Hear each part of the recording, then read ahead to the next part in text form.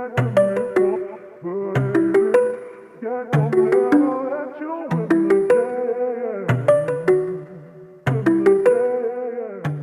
morning, garden friends. Welcome back to Not Quite Homesteading ESK Garden channel. I wanted to do kind of like an update. It's been 3 weeks into the pantry challenge, and like right now I think we're in week 4, but I wanted to give you guys kind of an update on where I am and I guess my plan for the next few weeks as we move forward. So far everything is going well. Of course, we're running out of things, most of them intentional, because I've put certain products at the forefront of the actual challenge, and I am excited to kind of share a mini update with you guys around what we're looking like at this point and I guess what the plan is going forward. So I'm not going to do like a complete full pantry tour. Again, I'm just not going to do that. I think that'll take too long. But what I am going to show you is inside the pantry, and then I guess one of the freezers where I feel like the most impact has been made.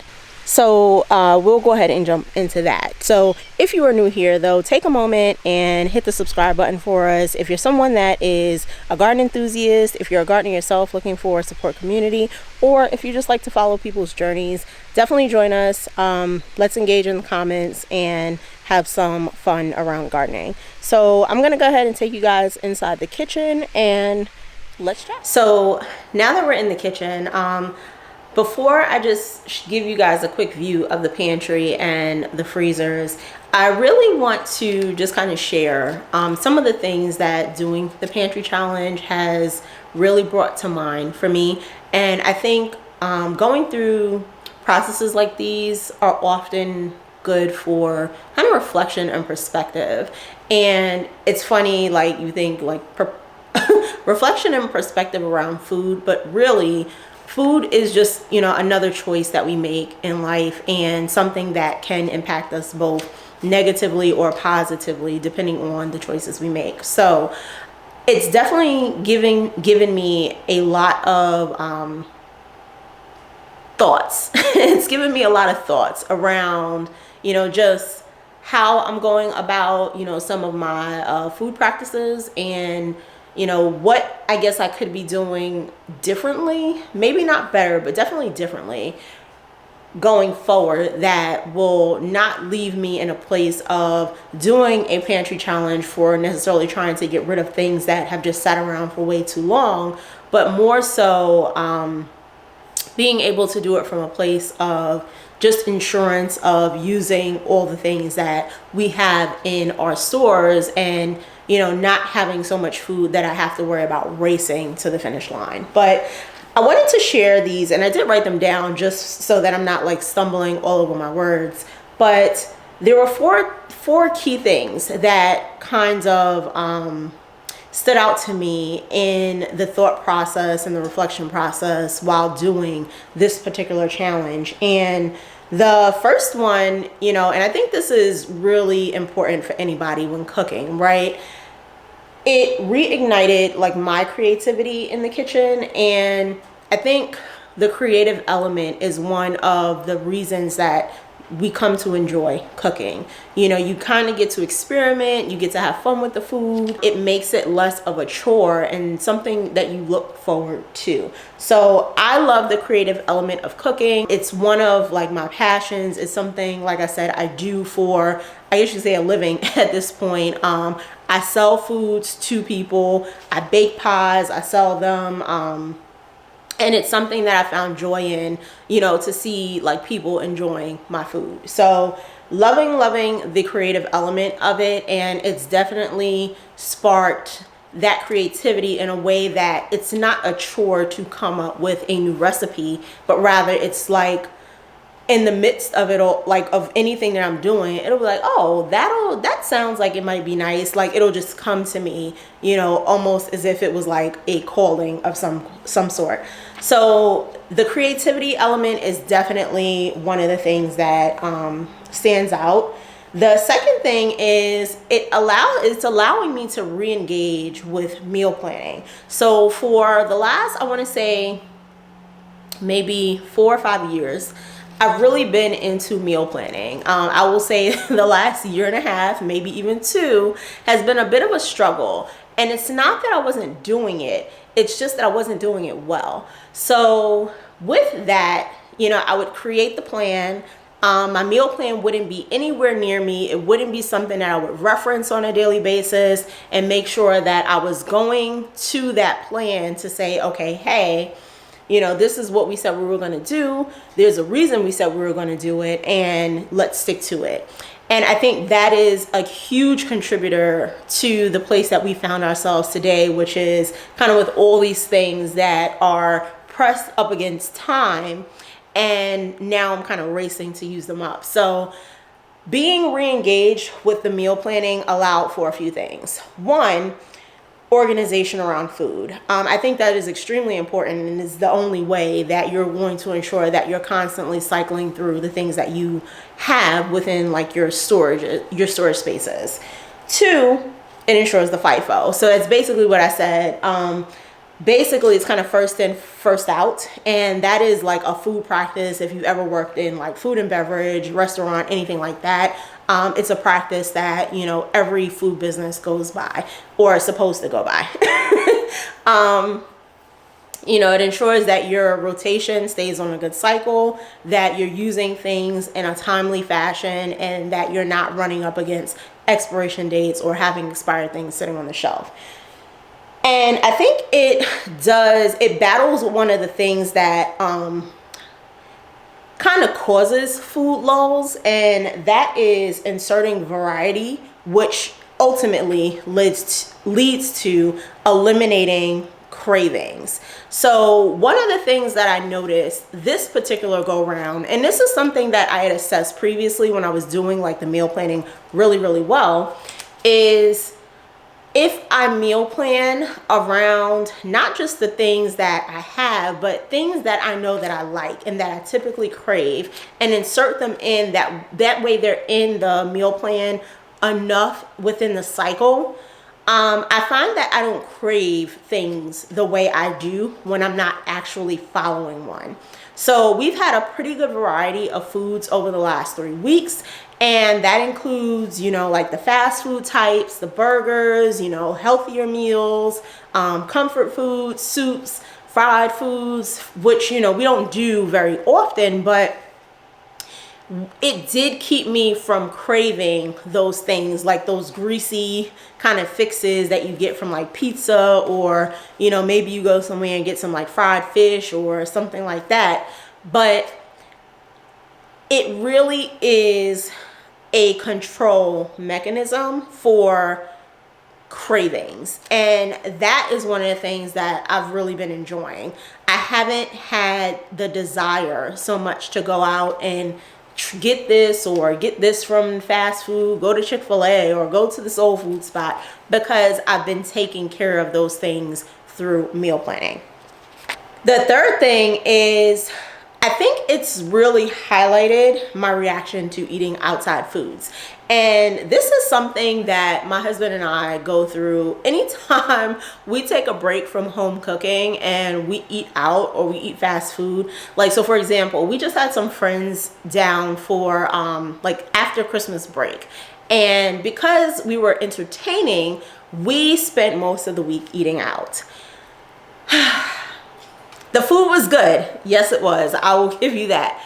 But the week after, and I will say for 2 weeks after, my digestive system just was like, absolutely not. So it allows us, you know, eating at home allows us to really eliminate the unhealthy foods, the fast foods, things in general that really trigger the digestive reaction. So we do have better digestive health overall, and overall we just have more energy when we eat at home. I feel incredibly sluggish. I feel so just kind of icky when I eat fast foods, and while they are good and they do serve their purpose from time to time, I know that it's just not something that I want to be a regular for us.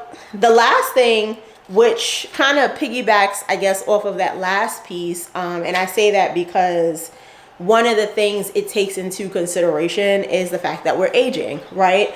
And the last thing is just reassessing what I consider adequate food storage amounts for 2 people.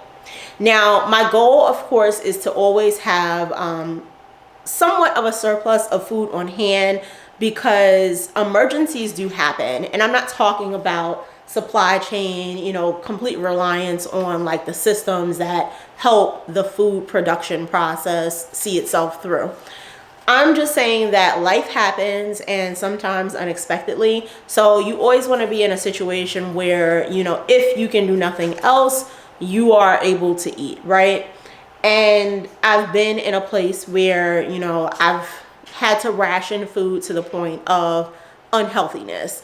But, you know, that is a reality. Things like that do happen. Jobs, you know, sometimes people lose jobs. Sometimes other emergencies come up. You know, we end up having to pay for things, maybe, and I'll use a funeral as an example, where you're coming out of pocket thousands of dollars to be able to do something, and it impacts what you're able to spend within a certain time frame. You know, sometimes like home ownership, there are things that come up. You know, we had to replace a water heater. We had to, you know, pay an HVAC technician to come out and drain the AC and all of these other things. And those are unexpected expenses, because usually they don't happen, you know, at a convenient time. And to be able to offset those costs without having to, I guess, dig into illiquid savings or things like that, those things are super important, right? So you always want to be able to make room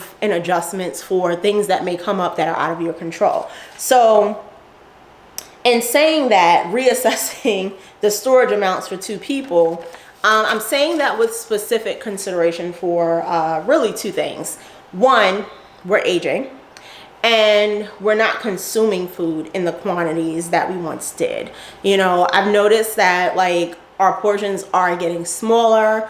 It's really becoming more of, I'm not eating because the food is good and I just can't stop eating because I want it, like it's so good.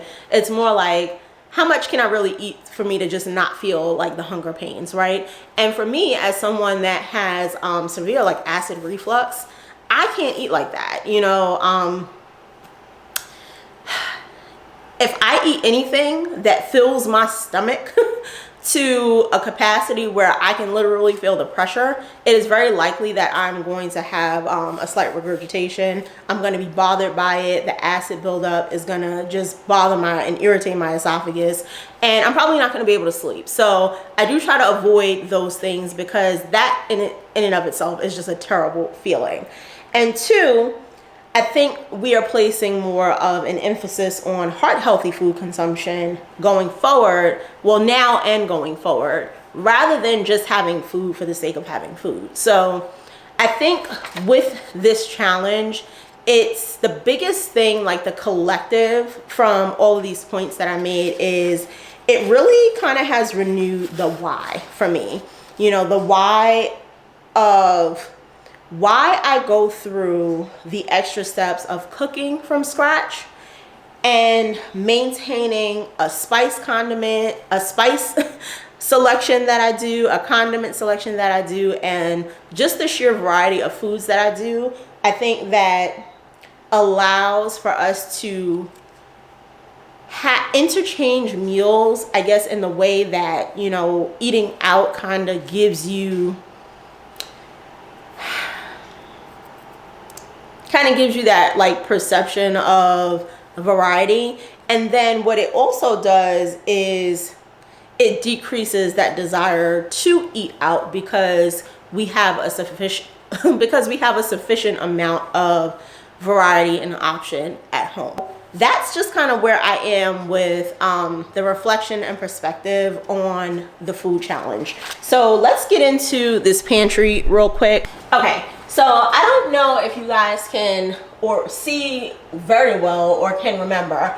These things, like I talked about, are all kind of like specialty ingredients. So these are all fairly new. I'm not so concerned about just the timing of these, We have some snacks over here, some cereals, and one of the things I put a focus on is this cereal, and then I have some Honey Nut Cheerios up here that need to get eaten. Now, we don't eat a ton of cereal, but it is something I like to have for those days where it's like you really just, you're not hungry, but you do need to eat breakfast, so you want something really light, or maybe you want a really light lunch, and we'll do something like eat cereal so that we're not like bogging ourselves down for dinner. When it comes to like my baked goods and things, the bread flour I'm obviously going through. I've refilled this, I'm pretty sure, since the last time I shared this with you guys. But some of the focuses for me are really these things, like these quick grits, these grits over here. I have some oats back there that I would like to use up. But for the most part, my flours, my sugars, cornmeal, all those things are pretty new and fresh. So they are getting used on a regular basis. Really not worried about those things. I haven't put a huge dent in this side of the pantry. I have used a few of like the green chilies, but I have gotten a couple of things, and this is simply because I order my like coffees and things and my sugar, like my turbinado sugar, from Thrive Market. And if I'm gonna place an order for Thrive Market, you know, for one, in order for me to avoid shipping, it has to be a certain amount, and two, I would rather just get everything I need because I don't order from them every month. So that was kind of the only exception, which that is a different budget for me than my regular like grocery budget. So I don't really count that in it, in the grocery budget that I'm doing for the challenges. That is something completely separate. As far as these things over here, we have gone through quite a bit of the beans that we have, but we still do have what I consider to be a lot. So this is going to be one of the focuses probably over the next month or so, to get rid of as many of these cans of beans as I can. And the reason for that really is because I do have a significant amount of dry beans on hand, and I want to get to a place where these are gone so that we can begin to can the ones that we actually have. And then what that will do is open up space for us to restock and you know, rebuild on our dry beans from a fresher, you know, stance. Down here, I haven't gone through a ton of stuff, but I did clear out some of these vegetables over here. I think I had 3 of these cans of carrots. We used 2 of them. We got rid of, I think, some regular corn. So I just have a couple of cans of cream corn, some cut green beans, and sweet peas that I do need to use up. We have some canned fruits in this corner. Now, I am a fan of having fresh fruits. Canned fruits I tend to use more for things like desserts and stuff, but I am going to make it a point to use up a few of these in the month of February so that these are not sitting here, you know, just kind of hanging out in the pantry. I have some tahini here that I do need to use up, and I'm going to do some things with that. I do want to make some hummus. I've been wanting to make it for a while. Tahini dressing is really, really good, and I don't know, I'm going to figure out what else I can potentially do with that, but that is definitely a goal.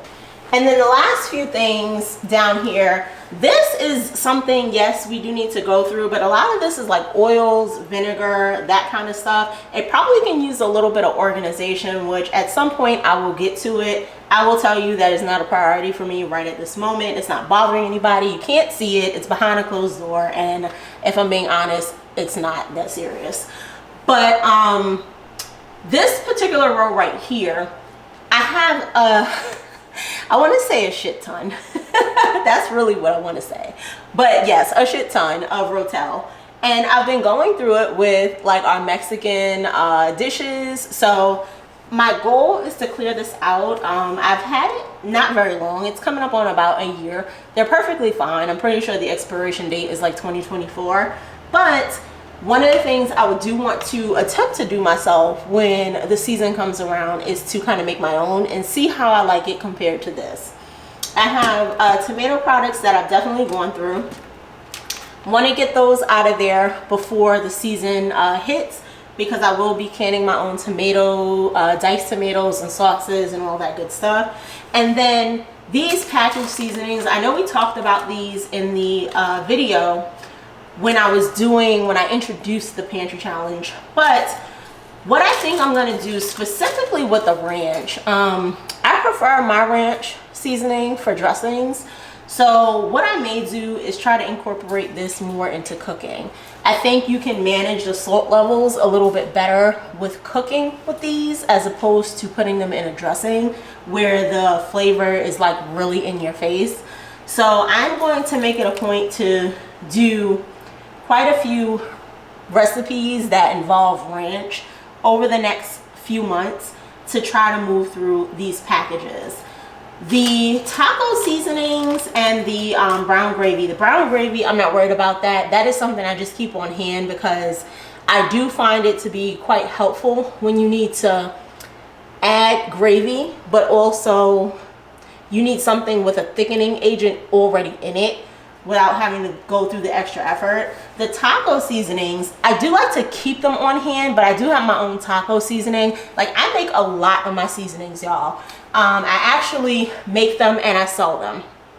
So there is really no need for me to have like a lot of these pre-blended things here because I just don't need them. So my goal is to go through as much of this as possible. You know, it's okay to keep 1 or 2 packets on hand in the event I run out and don't have time in that moment to remake my own, but there's no reason for me to have this many. So I really want to put an emphasis on that, and then we'll organize this. You know, down here, these are my oils and things. I have a couple of flowers, and it's where I keep my drinks. So that's where we are with the pantry. Now this freezer is the one that I tend to keep vegetables, quick foods, things like that inside. And if I'm being honest, is it empty? No.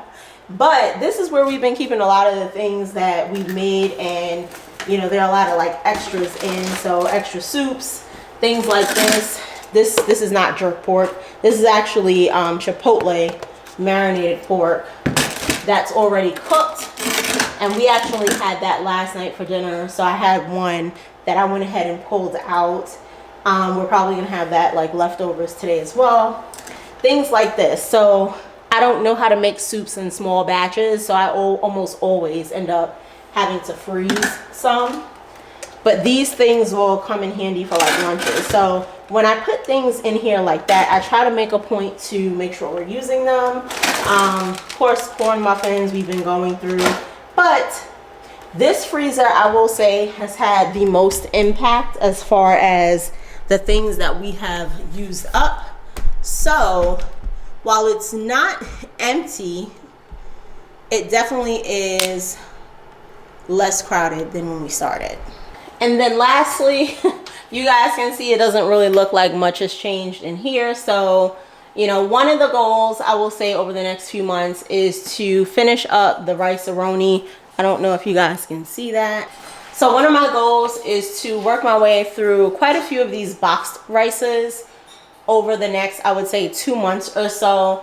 I'll probably, once I'm done with those canned beans, I will take all of these that have been here and go ahead and put these into like canning.